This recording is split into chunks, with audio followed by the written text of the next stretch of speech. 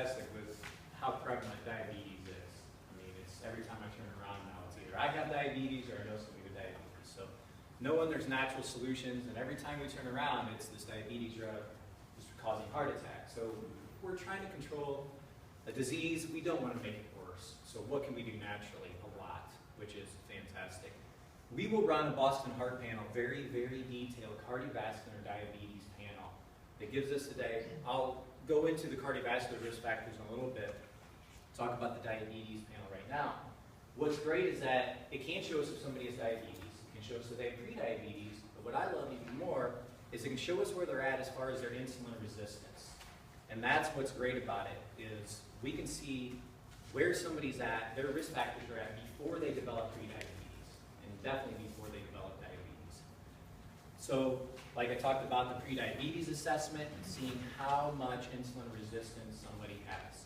Of course, fasting glucose, hemoglobin A1C, which is a measure of glucose over the past 3 months, and then insulin. That's the one you want to know first. Your fasting insulin. Most people don't have their fasting insulin ramped, but that's the first thing that's going to be elevated, is going to be your fasting insulin when you have insulin resistance. Of course, a lot of other things go along with that, a lot of other risk factors. And the reason the blood sugar is so damaging is because it's literally damaging the blood vessel wall, and I'll go more into that later as well.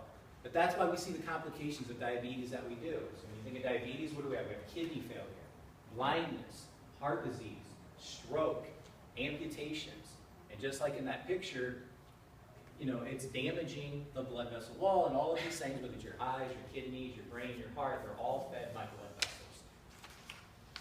This is a great picture. Every one of our patients, actually, that we run this Boston Heart lab on, they get a booklet. We call it about their story. It's a booklet.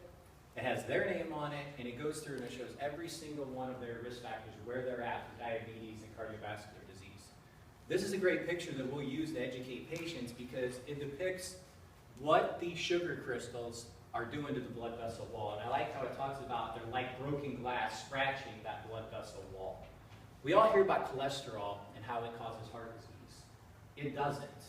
What causes heart disease is what causes the damage, and that is high blood sugar. That causes damage, that causes inflammation. Then yes, the body will deposit cholesterol trying to repair that.